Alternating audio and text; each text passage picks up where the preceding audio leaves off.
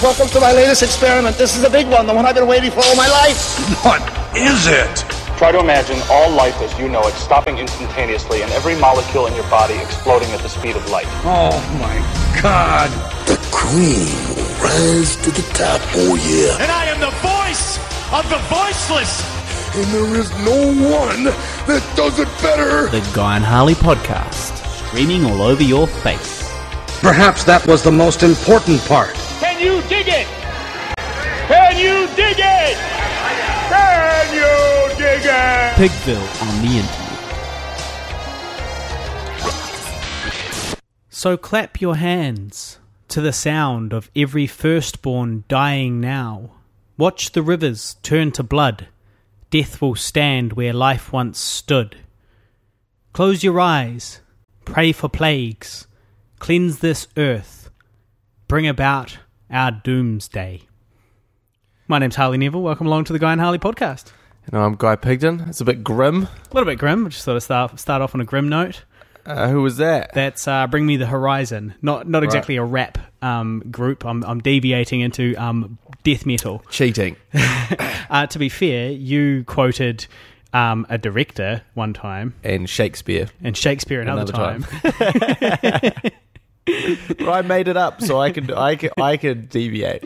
Oh, it's your segment. Yeah, it's officially segment. your segment. Yeah, the my opening segment. lyrics. Right. Well, look, we've got heaps to talk about this week. It's we'll just set the scene for you. It's lunchtime. Yep. Guy's just gotten out of bed. Just woke up. And he is having a Fireball whiskey for breakfast.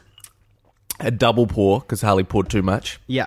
So that's how we operate around here. Yeah. Now, look, I don't normally just get up at 12 o'clock randomly. One, I was up till 4 a.m. last night editing. But two, I have to reacclimatise myself to my night shift, which I'm starting tonight. So I start work at 8 this evening and finish at 6 in the morning. So, there's no point in me going to bed at like 11 or 12 or even 1 or 2 really, because it just means that I'm going to be really tired tonight. Now, you have been going to this casting hothouse lately. Aren't you meant to be there today? No, only yesterday. Oh, right. It's finished yesterday. Yeah, so I've been going to a few workshops recently. I've been trying to get the most of my Directors Guild fee of membership. Ridiculous amounts of money that I pay them. And normally I just pay them to get rejected for internships, for a year. Just a straight series of rejections for a year. And I was like, I don't really know if this is worth it to get a few nibbles at the guild Christmas party, at the guild meetings. This is not really how I imagined the Directors Guild working for me. But this year I've had a bit more of an opportunity. I just attended Peter Berger's Directors Toolkit workshop, which was like a 2-day workshop with 18 directors, and we all sat around and listened to this experienced director who's done a lot of... He's directed a film called The Tattooist, but he's directed about 4, I think, telefeatures, which are like sort of some of the better New Zealand telefeatures. He's directed and a buttload of television as well. And so he sort of got to it, and it was actually pretty good. Normally I'm not a huge fan of workshops because, at a certain point, a lot of, I think, especially in filmmaking, a lot of what you learn is doing it. And even if you hear people telling you about it, you may disregard them, or even if you listen to them, the kind of the weight of their words are only fully appreciated when you're on set experiencing whatever they talk about, and you're kind of like, I see, I guess this is what they meant. So I'm not a big fan of workshops after point. Also, I've directed a fucking feature film. You should be the one giving the workshop. I do sincerely believe I could give some really good workshops at this point. I've directed 2 feature films. To be fair, though, you need to put your hand up and chase that. They're not going to come to you because there's a lot of people who have directed 2 feature films. Well, I think the real issue is, there's a lot of people that directed 1 feature film. 2 feature films, not so many. But I think also the issue is they have to be respected feature films. Yeah. That's kind of the big caveat there that may be holding me back at this time. Yeah. Well, no, but I do think as well, you've got to get off your ass and go out and seize it as well. That's what the networking and all that is. That's, you got to be aggressive. Like most of the shit I've done that I'm really proud of has come about through me chasing somebody and being like, hey, I could do that. I could give a seminar. Right. I can speak to a bunch of kids. Yeah, well, that is a good example. I was going to talk about that. Well, we'll talk about that in a second. But so I did this workshop, and it was pretty good. It was really informative. Also a little bit depressing to kind of sit in a room with 18 directors who are all wanting to direct things, just like you. There's no reason that you should be ahead of them. You should be behind some of them for sure. But it was also very informative and learned some good stuff about television directing specifically. Did you give out many cards? I gave out a couple of cards. Definitely gave out about 3 cards. So that's not too bad. But it was also kind of affirming, because a lot of the stuff he talked about, I was like, yeah, I do that. Yeah, I do that. Yeah, I like that. Yeah, I practice that. So a lot of his, this is a good director, an experienced director that is consistently working, basically saying that his sort of practices are very similar to mine. So I'm not way the fuck off and fucking la la land doing stupid shit on my shoots. So that's really good. But then I also attended the casting hothouse, which is basically you tried to get into it. That was actually the one I was talking about. Yeah, yeah. Which was basically all the best actors in New Zealand convene and do these courses with these very experienced casting agents from America and Australia, who are sort of like, one of them is the vice president of vice president of casting at CBS. So he is in charge. So any cast that is approved on a CBS show, he has signed off on them, and he has had some hand in that. And he has fostered apparently this relationship. His name's Matt Schwalleback or something like that. He has fostered this relationship with New Zealand and Australia because he thinks there's really good people over here. But he sort of initiated that sort of 10 years ago, and now comes back every year. So you kind of want to get in front of him, Harley. Yeah, I do. Well, that's why I put my hand up to go along to that casting hothouse, because it would normally cost $500, but you can go for free if you're a part of the Actors Guild, which I am. Yeah. Actors Equity. Actors Equity. That's the one. And then, but there's only like 84 positions or something. There's only 84 positions, and I didn't get 84 of that. Well, to be honest, I was. Did you see a lot of recognisable faces? I saw a couple familiar faces. Got it. Yeah, I saw Fireballs kicking in. That chick from that South Pacific show, who's in everything. Olivia someone. Good. Know her? Good story. It's going to annoy me now, but she was there, and yeah, there was definitely a few familiar faces. Now, how you might ask, like, how did I bypass Harley and go to this thing? Well, if you're a member of the Directors Guild, you can actually call up and be like, hey, I'm just coming in as an observer, which in a way is a lot better, because you don't have to participate in all these humiliating exercises. Were they a bunch of silly, humiliating, breathe through your vagina exercises? No, they weren't. They were all very smart and practical. They were just reading scenes. It just sounded like your acting course. You basically read the scenes, and these super experienced, super smart, intelligent casting agents would give you notes. So there was one like that, and then there was also one which I also found quite interesting, where you saw a bunch of auditions for a film that already existed, and you saw the top 5 people for each role, and then you talked about the pros and cons of each people, and then at the end he revealed who was the one that was picked after we'd made our choices. Yeah, and that was quite fascinating as well. Did you pick the person that he picked? I was actually off on pretty much all of them, but I came in late to that one. Right. So I only picked 2 people, and I picked the person that was second in both of those. Right. But I had some more interesting, I like my realism with my acting. I like, and this was for a Stephen King film, so I didn't sometimes understand the context, I don't think, either. So, it was for a bit of a heightened, more sort of bigger thing, this big, creepy sort of horror thriller thing, but I always kind of err on the side of the people that seem the most real to me a lot of the time. And that doesn't even necessarily mean the best people sometimes. It just seems like the most real and authentic that I could see, like, I guess not drawing attention to themselves, but, you know, pushing the story along through their sort of authenticity and believability. And I think a lot of people were picking the ones that were kind of doing some amazing acting. So that's kind of where I differed a little bit. So it was really interesting. So I just got to sit in and watch and observe. But I will say, and then I did a bit of networking afterwards and gave them out my cards. But I guess I wanted to say a couple of things. You know, most of the time, the industry is full of shits who are kind of rude and standoffish, or if not rude and standoffish, just completely uninterested.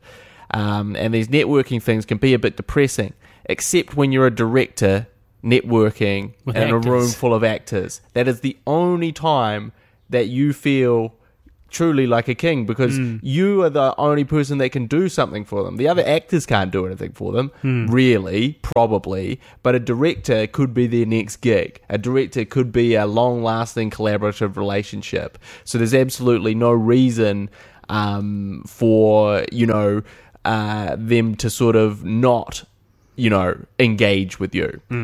So, you know, for me, you know, what's it about as this director, it was great because everyone was quite happy to talk to me and quite happy to sort of, you know, have a chat and sort of talk about what was going on, because, you know, they're all actors, struggling actors looking for work. Aren't they the worst though as well? Like, aren't they the worst? Like, so many times it is the actors that are just networking too hard as well. Sometimes it's the actors, you know, they're just, you know, like you turn around and they're like right there, constantly. Well, I will say that, you know, in this environment it was fine because most of the people, you know, didn't really know I was a director until I said that's what I did. Yeah. Also, you know, I felt that a lot in LA. You know, I felt the desperation in LA. Did you? Yeah, of like people just coming up and like, you know, like them kind of being a blank wall, but pushing their stuff forward, but not receiving anything back. Right. You know, they weren't really interested in anything I had to say or what I was doing. They just wanted me to see their thing, so maybe that I would give them an opportunity at some point. Yeah. And I didn't really have that experience. I saw the lead actor from The Bowler, the internet show. Yep. And had a chat with him, just talked about how much I enjoyed his performance in that. And yeah, it was actually really cool to see that and see people, you know, practicing and seeing like who had a real knack, because I was at the comedy one, which was great, and who was really good at doing the comedy, and who wasn't, and who kind of could take a sort of the adjustments, and who kind of just did the same thing or just didn't really, just no comic timing.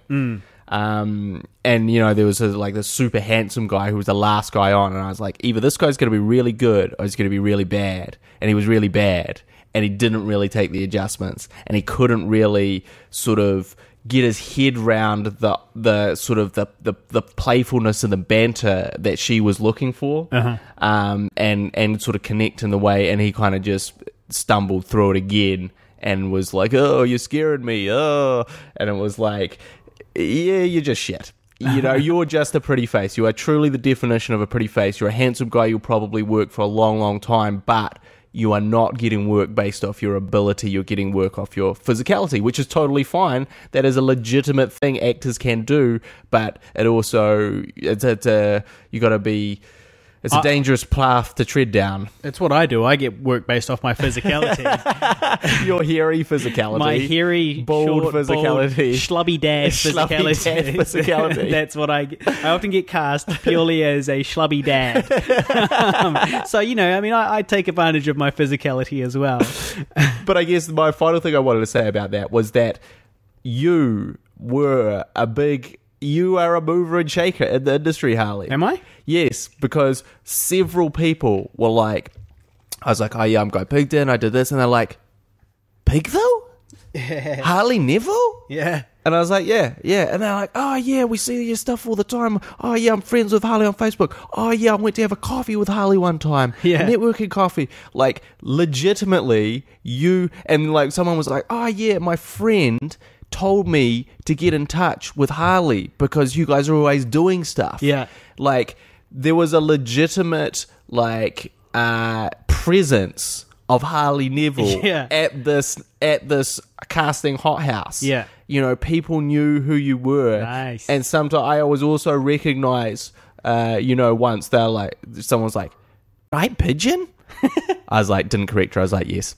And she was like, oh, yeah, I know. I've seen you. I know you. And I was like, oh, yeah, have we met? And she was like, no, I've just seen your stuff online. You know, I see your trailer for Older, blah, blah, blah. Yeah. No, I know Harley. And I was like, oh, yeah, sweet. Guy Pigeon, that's me. Nice. Yeah, well, look, I will say that... But I thought all this time that you were just fucking around on Facebook. Yeah. Like jerking off to pretty girls on Facebook Yeah. who you'd friended and had a coffee with. Yeah. Well, there's an element of that. But actually, you're making great strides for Pigville amongst all this, because you do actually have a legitimate profile in the acting community somehow through this nonsense, this absolute nonsense that you post on Facebook. Mm-hmm. No, well, I'll say a few things about that. One is that I have felt like momentum has been building for us recently. Pretty much in the sort of the last half of basically, I guess since the zombie film came out. Right. You know, like our profile has raised a bit as a result of the film coming out. I feel like a lot of people within the industry at least have, heard of the film, which helps us. And look, 2 out of 84 people have seen the film. I can confirm this. 2 out of the 84 people at the casting hothouse have seen I Survived the Zombie Holocaust, unless they are lying to me. So if you think about it, that's like more than 2% of the population. Yeah, but no, because That's it's only actors. No, 2% of the population. And so, yeah, so I really feel like momentum's been building lately. Like, like people have been paying a bit more attention. Like most of our videos on YouTube actually have quite a lot of thousands of views now, even the ones we're not pushing or really doing anything with. They're just in the background. They've got 30,000 views or something. And it's like, oh, that's actually not bad, And I think Older, having shot Older and having that coming out as well at some point, I mean, that's got like, I don't know, 250 or 300,000 views. Right. The trailer for Older, That's pretty good. Yeah. And so yeah, I feel like, I don't know, just slowly having all of these different kind of things building up is giving us some legitimacy. And then for me personally, I've got these ads going, but also doing this poetry stuff. Actually, surprisingly, you might disagree, but I really feel like this poetry stuff... Fucking poetry. It's given me a whole other angle to attack and promote from. It's this whole other thing. I feel like it's somehow giving me some legitimacy. Like, for example, my poem about plastic is I got a message is going to be displaying at the Sustainable Coastlines pop-up in Wynyard Quarter. So it's like they're setting up a shop down there, sort of not a shop, a museum kind of thing where you walk in and have a look around and learn about how to preserve the coastline, and it's a charitable sort of thing. Yeah. And my poem's going to be playing there. Well, I guess we have to go down and shoot a vlog about that. Well, we will, yeah. But it's kind of awesome because that's exactly the type of shit that a poet needs to gain legitimacy. That type of charitable work, But then so there's been a few different things going on. And then the other thing I'd say about Facebooking is that it kind of annoys me. I get annoyed at Angie sometimes because she thinks as well that I'm just fucking around on Facebook all the time. And there's definitely an element of fucking around. Like sometimes you find yourself, fighting with somebody about something stupid or just reading some bullshit or watching some stupid video or GIF or something like that. But a lot of the time... I'm actually working to promote Pigville. I'm sending videos to people. I'm posting our own stuff. I'm joining groups like the New Zealand video group and stuff like, and posting shit in there. Contacting people, messaging people back. All that type of stuff. And it is actually kind of work. Yeah. So yes, and I do really feel like if we took away Facebook, nobody would have heard of us. No, well, look, I think you're right, but I guess I'd never really seen the full effects of it because, the stuff that's happening on YouTube, it's like, yeah, that could be happening from anywhere, that could be, anything, it doesn't really seem real, but when I am actually talking to people in the industry and they're going, oh yeah, Harley Neville, oh yeah, Pigville, it's actually pretty alarming. That's never ever happened to me before, before this time. Well, there was I contacted Tropfest because they were looking for before they got cancelled. They were looking for a judge to judge some of the short films at Tropfest. So I messaged them a pitch saying, "Oh, you should select Guy Pigden. He made Ice Riders Zombie Holocaust. He's a trailer for Older. You know, blah blah blah. Why don't you contact him?" And then they were like, and I didn't tell them I was associated with you. I just kind of sent it as if I was a stranger suggesting it, sort of thing. Yeah. And they're like, "Hi Harley, yep, no, we're familiar with Pigville Productions. Oh no, Pigville Productions are already on our radar." Right. And I was like, "All right, nice." Wow, it's time to get more on people's radars by shooting some more stuff. Yeah, well, we are, which is what we're doing on Tuesday. We're shooting a skit on Tuesday. Right here at Pigville Productions head office. Pigville Productions Manor. So that's pretty exciting. Our first time shooting a sort of a YouTube skit in several years. Harley's got to remember essentially 4 pages of dialogue. Yeah. All at once. Yeah. He basically says it all at once. I have 2 lines. I might even only have 1 line. I think you just have 1 line at the very, very end. Yeah, I have 1 line, so I don't have to do anything. Yeah. I just have to film it. Yeah. Which is the easy part. Well, you're not filming it. I know. I just have to frame it. Yeah. And tell Harley when he's fucking up. Easy for me. But I'm looking forward to that. That's going to be good. And we also may try and squeeze in, we've got 2 other skits. One is an ongoing series which requires a goat. Mm-hmm. Luckily we have one. I don't know where your minds are going, but don't get dirty with it. But we may try and film that. And also, we've just received our new high-speed CF cards, memory cards, which are going to allow us to shoot this Magic Lantern RAW on our Canon camera. So we just received that yesterday, which we were sort of waiting to kick off some of these other things until we got that. Now we got that. We're probably going to film, dare I say it, some of Harley's poetry. Mm-hmm. We are going to film some of Harley's poetry. Quite soon. 2 poems. Quite soon. Gravity and the Return of Saturn. Yeah. So we're going to do that quite soon. So, yeah, that's all looking good. I'm looking forward to all of that. This old me not working very much has been very beneficial. It's already sort of... Well, that's definitely... has sprung things into action, sure. That's definitely part of that whole momentum building thing as well. I feel like, now that you've got a little bit more time, like Older's progressing quickly. Yep. More we're lining up to shoot some more skits. Like, just... Momentum's building. I reckon 2016 might actually be a pretty important year for Pigville. Could be. So, but just back to that poetry thing, I spoke at a school. I mentioned it last week that I was going to speak at a school. Well, this time now I've actually done it, and it went well. Inspiring young kids. I was. They were like 12. There was 120 12-year-olds. Don't suppose you got your speech that you gave them at the beginning? Not entirely, but essentially like what it focused around was... because what they're studying at the moment is they're studying how we express ourselves. Yeah. And so I had to kind of decide what I was going to say, and my angle was that how we can use art as a way to express ourselves. And essentially I said, the great thing about art is that, that we all need to express ourselves. There are healthy ways and unhealthy ways to do it. A healthy way might be talking to people, whereas an unhealthy way might be smashing a window. Or an unhealthy way might be masturbating to pictures of hot actresses on Facebook that you've just had a coffee with. Well, what's unhealthy? It's not unhealthy, is it? It's not healthy. Well, it's not healthy. We wouldn't call it unhealthy, Yeah, I guess it's not unhealthy. Nobody's getting hurt. And so yeah, I said that the thing is that sometimes you don't have somebody to talk to. When you're 12 years old and pissed off at the world, you don't necessarily have anybody to talk to, and that's why art is a great way to express yourself and take sort of negative emotions and turn them into something positive. You can express yourself through painting something or drawing something or writing a poem or whatever.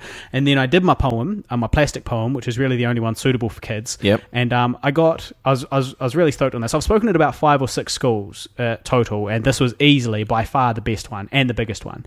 And I did my poem, and I got uproarious laughter when I was meant to, at when I cut out the word shit in the poem. I cut out the word shit and sort of made a joke as if I was going to say shit, but then realized I was standing in front of 120 12-year-olds and kind of, did a fake recovery, Yeah. It was all I had to pause. I had to pause for it while they stopped laughing. They call that a comedy beat. Right. Is that what they call it? Yeah, you took a comedy beat there, and obviously we all remember such classics as in The Lion King, where Timon and Pumbaa are singing a song, and he was like, "It smelled like shh, Pumbaa, not in front of the kids." Yeah. It was basically exactly that. I stole that. You nicked that from The Lion King. I stole that and incorporated it into a poem. But that was cool. And then at the end of it all, I got paid $40, which makes it my first paying poetry gig. First paid poetry gig, inspiring the minds of tomorrow. Mm-hmm. And I will actually say that you read. I don't know if you read the whole thing out to me of what you were going to say, or even whether you even read it out to me at all. I didn't. I just told you the gist of it. Or maybe I heard you reading it out to Angie. You might have heard me practicing it to myself in my room. One of those things happened, and I was like, you know what? That's good advice. I was like, if I was a kid and I heard that, I'd be really inspired not to be a little shit, but to be like, yeah, I'm just going to draw something, or I'm just going to write something. I'm going to write a poem. I'm going to write a story. I'm going to do something. Like, it would definitely be a bit of a call to arms. Yeah. Well, that's exactly what happened too, because they had heaps of really great questions for me at the end. So they were clearly paying attention. So they were asking like lots of legitimate, interesting questions, there was no dumb ones. One kid asked if I got to drive any Ferraris in any of the movies that I had been involved with. And you go, you ain't seen Guy's car, have you? Yeah. and that in itself wasn't a dumb question. He's clearly into cars. He's clearly into the Fast and the Furious. The other kids were like, oh, because he's obviously the kid that always talks about cars. He mistook you for Vin Diesel in Fast and the Furious. He did. He thought you were a bit of a Vin Diesel type. He recognised my dad bod. And so they asked really great questions, and then at the end, they genuinely seemed pretty inspired. And then, as if to confirm this, we got a comment on the Pigville, one of the Pigville videos, saying, "Hey, you spoke at my school today. Thanks so much for your advice. It was really inspiring. You've inspired me to go out and get a camera and get started with my filmmaking career." And that's really all that you can ask for in life. Well, yeah, really. Is that you inspire other people to do cool stuff, and and be creative. And hopefully they give me a job one day. Yeah, cast me. But see, now there's an extra step to this. You see, now there is a TED talk coming up in New Zealand, a TEDx talk. Which is sort of the localized version of TED Talks, which are these inspirational speeches that amazing, talented, and experienced, interesting people give. You know, I watched Taika Waititi's one, for example. It was really great. It was really entertaining, funny. Boo! No, he did a great job. That TED Talk made Angie fall in love with him. Oh. It's disgusting. But so anyway, there's a TED talk coming up, TEDx talk coming up, and they're looking for people to sort of submit, and it's a long drawn out process. Now, it's sort of like 4 months worth of working on it and meeting weekly with the guy in charge to kind of refine it and practice it and turn it into a proper, inspirational sort of story at the end of it all. But I was thinking, geez, I wonder if I could do that. I wonder if there's an angle that I could come from. But so that's something I'm kind of trying to think about, is like, could I get up there and talk? I don't know how long you got to talk for. Half an hour, 20 minutes? Yeah. Something like that. And I'm wondering if do I have an inspirational / interesting enough story to tell? And that's what I need to think about now. Well, look, I guess we should talk a little bit about our feature film, I Survived a Zombie Holocaust. It's having its finally, 2 years after it debuted initially at London Fright Fest, it's having its official release in February 2016. Do you know what the date is? Yeah, February 8th, 2016. It will be released in the UK. Through Matchbox Films. Now, this is great news. It's good. We got a lot of 4 or 5-star reviews over in England. Are they getting the good version or the US version? They're not getting the good version. Are you kidding me? I'm not kidding you. Well, can we fix that? We can't fix that. There's nothing we can do. Why? Because it's gone through our sales agent. It's 2 months away. There's the problem, though. Our sales agent does I can't get the good version to our sales agent, so our sales agent has handed all over those deliverables, I'm sure already, which are the old deliverables. Right. They just don't have the new deliverables. So this is a fucking abortion, man. The two biggest markets, best markets for us, UK and US. We need to give them the good version of the film. The US has got the shit version. and now the UK will as well. Well, this is gross negligence on someone's behalf, and it pisses me off. It's very frustrating. Because, we don't like reading the IMDb reviews which talk about the film being too slow when we've done a version that isn't. When we've spent $10,000 of our personal money to make a version of a final version of the definitive version of the director's film cut that is shorter and snappier, because we took on the criticisms that it received in its festival run. Because we're not fucking dumb. Because we're not fucking idiots. And we want to make the best film possible. So that is very frustrating. However, it is coming out in the UK. People can watch it there, and hopefully... So after just bagging the version that you guys are going to be watching... Well, look, it's still good. I mean, you get more. Yeah, it's 6 minutes longer. You get more. You can be the judge of whether that's more that you want or not. But yeah, so that is coming out. But I guess the biggest, thing out of that was the poster. So each region that releases a film doesn't necessarily have to take the sort of the official poster that came with it. No. They can make their own version and do that. Basically, the content gets sent to them, and then they choose how to market it. So they can cut their own trailers, they can do their own posters, and all the rest of it. And America, they took our poster because it kicks ass. And also they did do a new trailer, which was also quite good. Yeah. But it was also quite similar to our trailer. Like, it wasn't a huge departure or anything. It was a bit more censored. But, it was still, not much. There was not much in it. I thought it was good. I thought it was more of a traditional kind of Hollywood-esque trailer, where essentially they show every single funny line or gory bit, and then just leave the other bits out. Leave nothing to the imagination. Essentially, they condense the film into a minute and a half. Yeah, minus the ending. But basically, this poster we were quite alarmed to see, because this poster is quite alarming. Well, it's what's in the industry technically known as a steaming pile of shit. I don't know sure if we should really be saying that on the podcast. Really? These words may come back to bite us. Well, I take that back, but the poster's not very good. Yeah, the poster is not very good. Well, the poster... They have photoshopped Rhiannon's head onto somebody else's body. Rhiannon Johanning. They've done... She played one of the leads in the film. She played the hot kind of bimbo actress, and they photoshopped her head onto a different body. So they've taken away her sexy body and replaced it with another sexy body. Like, it must have just been because they were like, oh, we don't have a good shot of her body, and head, so let's just like take her head and put it onto someone else's body. And also it looks like they've kind of photoshopped her hair as well. So her head is her head, and her hair might be her hair, but her hair in a different pose. Yeah. And then they put her hair on top of her head, and her body on top of her head, underneath her head, and combined all those elements in a very weird way. Yeah. Where you're like, if you look at it from a distance, you go, okay, this is a hot girl, sure. But if you look at it for any length of time, you're like, what? Yeah. And then Mike Edward, the Adonis that he is, has escaped Photoshop. Yeah, he doesn't need he doesn't need any, so he's just shooting his guns, firing his guns, from, which is one of the stills from the film. And then you have the titular hero, Wesley Pennington, played by Harley Neville. Wouldn't really say it's titular. Well, I guess no, because you're not in the title. No.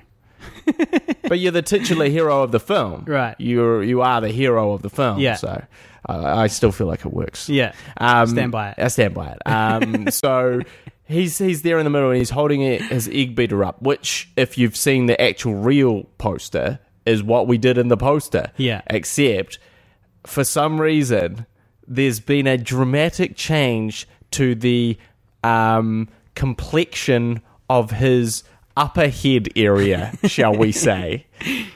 he has hair. They've photoshopped. So for some reason, onto the balding nerd hero of the film, they have photoshopped black hair onto his head. Like, again, quite poorly. Like, it's not really like... It's not convincing. It's not, doesn't, like, you look at it and you're like, oh, it's a little bit funny. And it kind of, once again, it looks fine when you just, at a glance. But if you stop and look at it, you're if you put this DVD off the shelf and looked at it, you go, what which you would never do, just by the way. Because it looks quite cheap. You would pick it up and you go, what the fuck is up with his hair? Because not only have they added hair to the top of your head, they've darkened the hair around the sides of your head. Yeah. So it's gone from brown to black. Yeah. Probably to match in better with their Photoshop, which I'm pretty sure is just the little paint tool on Photoshop, being like this black, fuzzy black paint tool. Yeah. That it's just been painted over the top of your head to basically, and I'm not sure where these discussions happen or who had these discussions, but this is a blatant case of baldism. It is. It's baldism. It's where they've it's prejudice against bald people. Yeah. It's like when they Baldist. It's like when they Photoshop big tits onto an actress who doesn't have big tits. Yeah. It's degrading. Yeah. It's essentially it's saying you're not good enough the way you are. You're disgusting the way you are, and we need to conceal. We need to push DVDs. We need to hide the way you really look in this film to the masses, because we think that the way you look is visually very unappealing and gross. Well, no, okay, but it could be worse, right? Because at least they used actual actors from the film. Because in the German DVD, they've just got this completely random stock actor, a model, some guy, is not in the film. Yeah. He's holding like a shotgun and smoking a cigar. Which no one smokes cigars, any cigars. No, there's no shotguns either. I don't think. Oh, there is a shotgun. Mike Edward has a shotgun. Right. Okay. But all right, still, and then and he's blowing He's blowing a massive hole in a zombie, and the camera is behind the zombie, looking through the hole at this model standing there with dark sunglasses on and smoking a cigar. Well, and it's like he's not in the film. Well, let's go even further. No one wears sunglasses in the film. Well, I don't think they do, yeah. So it's just very factually inaccurate. Well, it's just weird. Like, it's like, this guy literally is not in the film. Why is he on the cover? If you were checking in to watch this film because you'd seen this guy, you would be very unhappy. You would, and he's got a full head of hair as well, I might add. Yeah, he does. The hero of that pretend make-believe zombie film there. But it was hilarious to see baldism in full effect. They're like, this guy's not handsome enough, he looks weird, his head looks weird with this very little hair on it, completely inappropriate. As a leading man, as the guy that we want. No one's going to back this guy in a zombie film. No one's going to buy this film with this bald head. This bald little shit. This bald-headed freak is the protagonist. We have to do something to hide the fact. And so they literally photoshopped hair onto the top of your head. Which is funny because it's not like English people are the most beautiful. No, they're not. It's not like it's America where it's Hollywood where everything's got to be absolutely perfect. Like oftentimes, quite the opposite. Exactly. Like they go for that real life-ish kind of stuff. There's plenty of like big-time bald actors in the England machine. They get lots of work all the time. Yeah. So it is a little bit strange that they would employ this prejudice. So how did you feel about that when you saw your luscious full head of black photoshopped hair? Really, I just thought it was funny. I mean, I've been bald for so long now that nothing phases you. Nothing phases me. But it would have hurt my feelings, 10 years ago, 5 years ago. It would have hurt my feelings. And so if this film had come out when it was initially scheduled to have, it would have hurt your feelings. No, but in all honesty, I was like, this is hilarious, and B, I was like, this is excellent Facebook material. This is great for sharing on Facebook because people love to have a laugh. They love at our expense. Yeah, you go, people love to laugh at my expense. So this is great Facebook material because everyone could just laugh at me because of this. It's perfect as well because what they've so the link I have has got me with my photoshopped hair, and it leads directly to the place where you can pre-order the DVD in the UK. So it's great, and it has had quite a bit of traffic because I use Bitly. Here's a bit of advice for you filmmakers out there. Bitly. Or creators trying to, promote yourself. Make sure you use Bitly links instead of normal links, because you can track it all, and it's great for the analytics. So you sort of say, 800 people have clicked on this link to buy the DVD. That's actually quite handy to know. And you keep reusing the same link, and those clicks just keep building up, and eventually you happen to know that 20,000 people have bothered to click through onto whatever it is that you're promoting, and that's quite handy to have. It's particularly, I guess, if you're looking for sponsors and stuff, you can say, well, actually, look, look at this. I've got, I can show here on Bitly the kind of reach I have. I can reach X amount of people. Look at all these links that have been clicked. Well, look, I was very concerned when I saw this poster. Because so the conclusion there was just that I can't remember how many people have clicked on it, but it was quite a few. It was a lot. Yeah. So when I saw this poster, I was concerned because the fact of the matter is, we've made a much better poster. So it's one thing to do a poster like... Because one doesn't exist. Because one doesn't exist. But also, it doesn't make any sense to spend your own time and money making a shitter version of the poster when you've already... got a better version. One sitting there. They can just be like, okay, we'll use this. Yeah, and I was like... We've got the licensing and everything. And I was like, man, what is going on here? Why would they do this? Because, this just cheapens the whole film. It makes it look... It doesn't make it look B grade. It makes it look Z grade. Yeah. And, so I don't understand anyone in their right mind who would pick up this thing and look at this poster and go, this is a film I need to see. Quite the opposite. They'd pick it up and go... Photoshopped here, weird girl with weird photoshopped everything, some guy shooting, looks super cheap, not interested, don't want it, would rather kill myself than watch this. It makes it look like the budget's about $10,000. Yeah, and if, I can assure you, having spent $10,000 on it, it's about 26 times that. Independently, it's definitely not that. And so, I was like, fuck. But, having a look through their film au revoir, I don't know if that's how you pronounce it. Oeuvre? Don't ask me, mate. You actually see that they have a really weird habit of doing this. So it's not just like you that have been photoshopped into weird ways. It's Nicole Kidman and, Tom Hardy and all these people have been put in these weird photoshopped posters of these films that this company releases, which make them look really cheap and nonsensical, and yet they've done this, I don't know if it's hundreds of times, but almost hundreds of times, as if they feel like this weird, poor photoshopping formula has contributed to their success and sales of the film. Well, I guess that's good to know. At least they seem to have some sort of plan. I mean, they've got some consistency, at least. Well, also, they're a functioning business, which means they must be turning a profit, which means that there must be some method to their madness, I guess, Yeah, but I feel like it's one of those things where you get into doing a habit, and then you start associating the habit with something doing really well when really the two are completely disconnected, and in fact the habit is inhibiting your ability to do the thing that you think you're doing. That's how God was born, man. So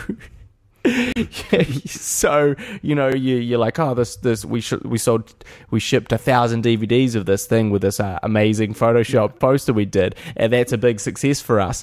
But actually, you would have shipped 5,000 if you'd had a good poster, non-Photoshop poster that you'd spent legitimate time and money on, and been a little bit discerning about. Yeah, because it could also be like, oh, we sold 1,000 DVDs and we happened to rub our belly and tap our head that week, so therefore I'm going to rub my belly and tap my head every single week that we release a DVD. It doesn't make any sense. But that being said, like, maybe there is an audience out there who specifically go, man, I like looking for the shittest films I can see and watching them. And those people exist. Yeah, it's like, hey, what's the crappest thing I can find? Wow, this looks really crap. I've certainly been one of those people sometimes where I'm like attracted to schlocky stuff. You know, I see something and I go, look, this is definitely not going to be great, but I don't really want to see something great. I don't want to have a think. I've just been thinking for 18 hours editing this fucking film, and I just want to chill out and have a laugh at something ridiculous. And I guess maybe that's the angle they're going for. But, you know, you'll be sorely disappointed with Zombie Holocaust because it's so rich, so many layers, you know?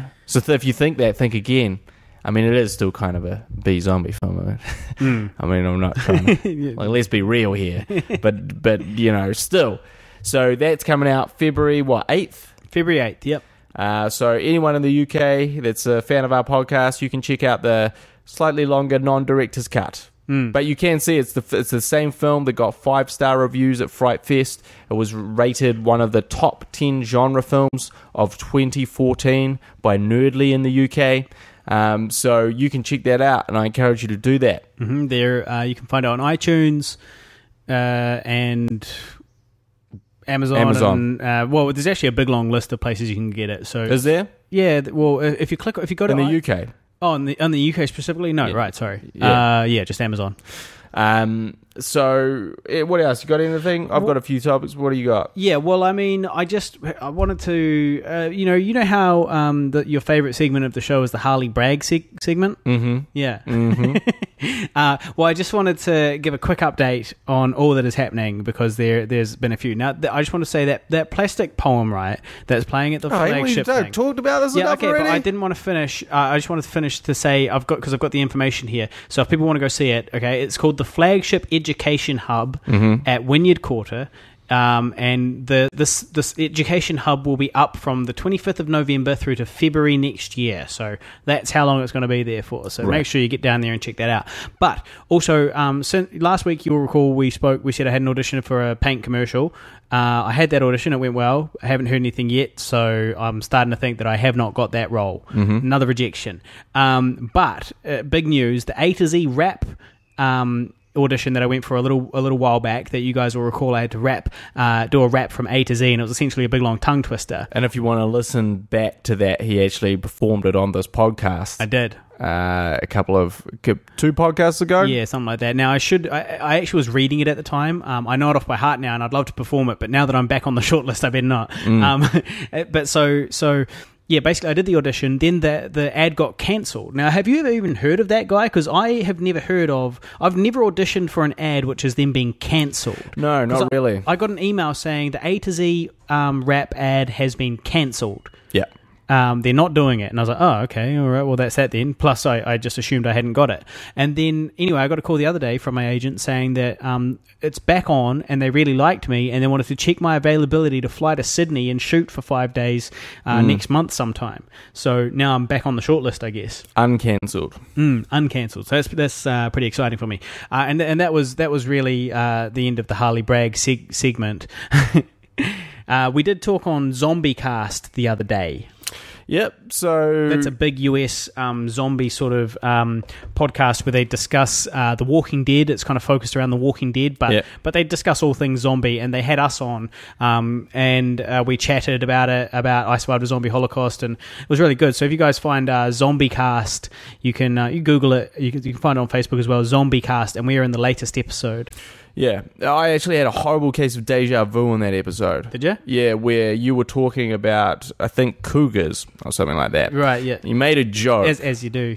When you're meant to be talking about zombies, you end up talking about hot older women. You made a joke, and you said a few sort of different things, and I had the distinct feeling that I had legitimately been in exactly the same thing. You said exactly the same things. Yeah. And it really unnerved me. Right. I really felt like I was in the Matrix there. Yeah, but here's the thing. Did you know the punchline of whatever I was saying before the punchline came? Because if it did, then we're definitely in the Matrix. Yeah. Deja vu is one thing, but sometimes you get deja vu so strong that you know what's going to happen next. Well, that's what I felt. That happened to me once. Well, that's what I felt was happening. I felt like I was, it was like you were talking and I had heard what you were saying exactly before To be fair, I do recycle most of my You jokes. do recycle a lot of your bits, so it could just be a case of, poor writing on your behalf. No, because it's not poor writing if you've got a different audience. Yeah, no, You're just reusing your good shit. It's certainly possible that I've heard this bit before, but it was more what they were saying and what you were saying in tandem were exactly the same, was I'd already heard it, and I was like, fuck, this is so weird. I'm not liking this. I just sometimes get those things and I'm like, if this is not The Matrix, what is this? And I would say I've only ever had it over the last sort of really powerfully over the last 5 years of my life. That's the dementia kicking in. Possibly. As you're getting older. But these last 5 years, I've had these cases where it's like, we cannot possibly have had this conversation before, but we're having this conversation again from another time. Kafkaesque. I don't know what that means. You know that guy, Franz Kafka or whatever his name is? And it's like I got nothing. The famous philosopher / writer. I think he's more of a writer. I think his name was Franz Kafka. I look, man, you're putting me on the spot. Well, now. what was his? Well, they talk about things being Kafkaesque as kind of like a nightmare reality, right? Where your experience, and I think he talked about eternal recurrence. Speaking of nightmare realities and eternal recurrence, I've got work in half an hour. Yeah, we know all about it. Well, look, let's switch up topics because this is a filmmaking podcast. This is also a podcast about our lives. So I wanted to talk a little bit about Peter Jackson has been called out recently in the media for there was a section in the latest Hobbit behind the scenes that was just released, and Peter Jackson basically, this is what he said. He was talking about the Battle of the Five Armies, and he said, "We didn't wind the clock back a year and a half and give me a year and a half prep to design the movie I was going to make after Guillermo del Toro left," which was different to what he was doing. You're going onto a set and you're winging it. You've got these massively complicated scenes, no storyboards, and you're making it up there on the spot. Jackson would excuse the crew for long lunch breaks to work out shots. He also admitted his lack of time impacted the scripts as he never quite getting them where he wanted them. Now, and he went on to say a bit more than that as well. But basically everyone was like, this is why The Hobbit is so shit. Because they were like, and apparently, he went on to say that they had to shut down the whole production for a couple of months because they got to the Battle of the Five Armies. And he was like, look, to the studio, he was like, look, I don't have a plan for this. I don't know what the fuck I'm doing. I don't know what the fuck I'm going to do. And I don't think that I can continue responsibly and do this right. And so they shut down production for a couple of months and then he worked it out and then they came back. But I guess everyone has sort of now used this kind of quote as to be like, well, this explains why the Hobbit films were so inferior compared to the Lord of the Rings films. And I think there is some veracity to that statement. Because, when you're making up things as you're going along, things tend to not be as good. Yeah. As if you have them well planned out and well thought out. And certainly I think that when he went to say, look, I need a month off to prep, and they're going to go, the studio went, yeah, sure, Peter, you can have a month off, but you got to make it 3 films now.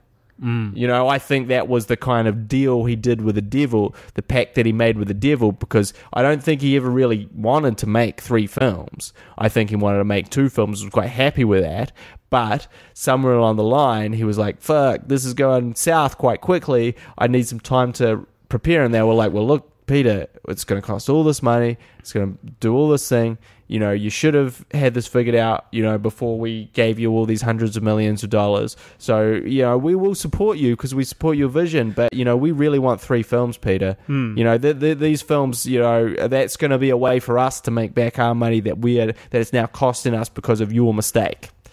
And so I sincerely believe that certainly one of the factors of it stretching out to 3, an unnecessary 3, was this thing where he sort of kind of had to shut up shop and stop and, kind of shut down and figure it out. And And I also think that it's a great indicator of like, look, when you don't have a script that you're happy with in place, when you don't have the story, and and also he literally went straight off working on Tintin onto this, and then he came down with this illness, that had him in hospital for 6 weeks, where he was kind of incapacitated. So everything kind of got condensed and truncated, and he kind of got fucked in the ass.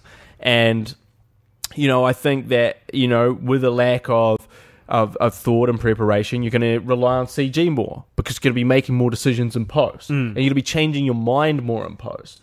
So, things are going to kind of become computerized more, and you're going to go, oh shit, we didn't do this. Well, what can we do? Quick, easy green screen fix. Oh, quick, put this character here where he's not really here. And all of those things, he didn't do in Lord of the Rings because he had a very well laid out, well thought out plan. And not only that, he then reshot on his well thought out, well laid out plan anything that he thought wasn't really working when he got to do those pickups each year for Lord of the Rings. So you can certainly understand now, looking back at this quote and this comment, and they're saying like, no one's been this honest on a Hollywood film. Yeah, and on a behind the scenes film. And I think it's great that he would talk about that, because we as filmmakers do get caught with our pants down sometimes. And we, we're like, oh fuck, I didn't really anticipate or plan for this. Let's just do this and hope it works. And that happens often when like things go wrong, or you lose a location, or someone drops out, or something happens. And but seeing it on the scale is really fascinating. So, do you think that Peter Jackson hates Guillermo del Toro now? I don't think so. I'm not sure. Why did he leave? Well, he left because he was like, look, I've been here for 2 years. Because this was the problem. There was a big dispute between MGM, a lawsuit, in fact, between MGM, Warner Brothers, and perhaps New Line about who had the rights to do this film. Yeah. Like, who did have the rights? Who's going to take the money for this? Because we own a piece of it, you own a piece of it. And this was just going on and on and on, and Guillermo was keen to get filming. And he's like, look, I've been in New Zealand, away from my family. Stagnating my career. Like I've got other because, he's very prolific, and he likes to work. You could tell that he loves to work. He loves to make films, and he likes to keep working on projects ongoing. And so I think that he was like, look, I don't know how long this is going to go on, but I just can't keep waiting around. And I think Peter Jackson was relatively respectful of that. I think where the resentment may come in is because as soon as he left, everything kind of kick-started. So I think the studios were dragging their feet because really they wanted Peter Jackson to direct the films. Right.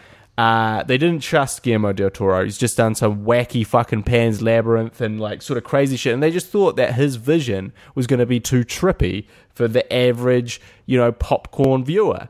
And so they were never really on board with that. And so things quickly resolved themselves after the fact because that's what they were hoping would happen. They were hoping Peter Jackson would step in. They always wanted Peter Jackson. He'd just done the 3 most successful films of all time, bar Star Wars. Why wouldn't you want him?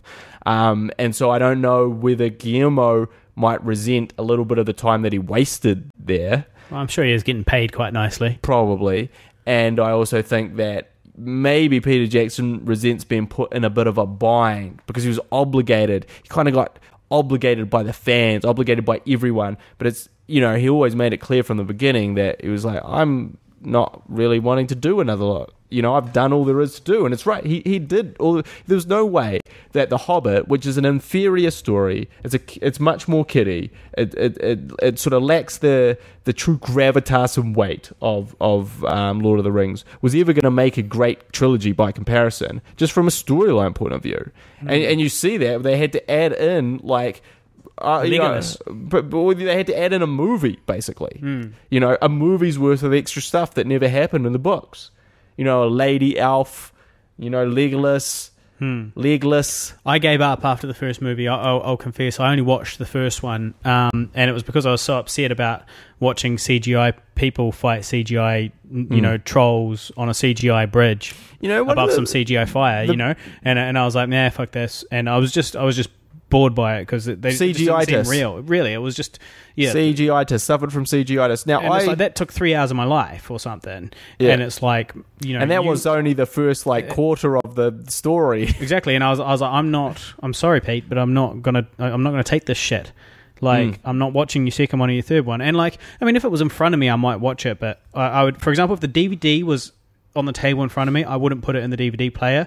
But if somebody else put it in the DVD player and they wanted to watch it, I'd watch it with them. Well, see, I was a lot less critical. I still enjoyed them, and I still find them fun. There was frustrating elements for me, like the CGI-tis, like the fact that the story was being spread so thin, and they were adding in all these things that were kind of unnecessary. I could give a fuck about Legolas. I could give a fuck about some handsome elf running up some stairs as they're falling to pieces and being athletic. I keep two shits about that. I want to know what fucking Frodo's up to. Or Bilbo is actually who. Bilbo's the lead of that one. Bilbo. I want to know what Bilbo's doing. I want to know how he's handling things. I don't care about these dwarves fighting this fucking giant Azrog or the Defiler. Azrog the Defiler. What do you think that means? The pedophiler. I was probably going to say you just sound like a rapist. Right. But Azrog the Defiler. So, it was sort of like, for me, I enjoyed them. I found them okay. But, of course, they were never going to be as good as Lord of the Rings. And now that he said, they were rushed, they were a bit hasty, it makes you rethink about them and rewatch them and go, yeah, I guess that is kind of the element. The big thing that really bugged me? What? The bird shit on Radagast the Brown's head. Right, that's in the first one, right? I feel like I remember seeing that. He's just got bird shit in his hair. One, if he's magic and he can speak to the creatures and he's got all these creatures that he hangs out with. Hey, how about you don't shit on me? How about don't shit on my fucking head, assholes? And then if people are going to shit on his head, and he's not using magic to tell them not to, you'd think he'd give it a wash. Yeah. I don't care what type of wizard you are. It's still unhygienic. You might let your beard get unruly. There's no way that you'd let that bird shit just go in and ferment on your head. I doubt it. I'm sorry. That's unrealistic to me, Peter. That's where you lost I draw the line. Radagast the Brown's shit on his head, bird shit on his head. I've had bird shit on my head before. Guess what? Didn't leave it in there. Good. All right, well, look, I've got to go to work. Oh, you have to go? Yeah, it's 2:05, and I've got to leave in 8 minutes to get there by 2:30. Okay. So, it has been a pleasure, and we will be back next week. I desperately need a piss as well. That's not helping. Okay. Drank a big cup of Coke. Yep. Well, look, thank you all very much. If you have any thoughts, questions, criticisms, if you're part of the Pigville bandwagon, subscribe on iTunes, leave comments on iTunes, IMDb for both our film and this podcast. And watch our videos on YouTube. And we'll see you next time. You've been listening to the Guy and Harley podcast, proudly brought to you by Pigville Productions. Laugh it up, fuzzball.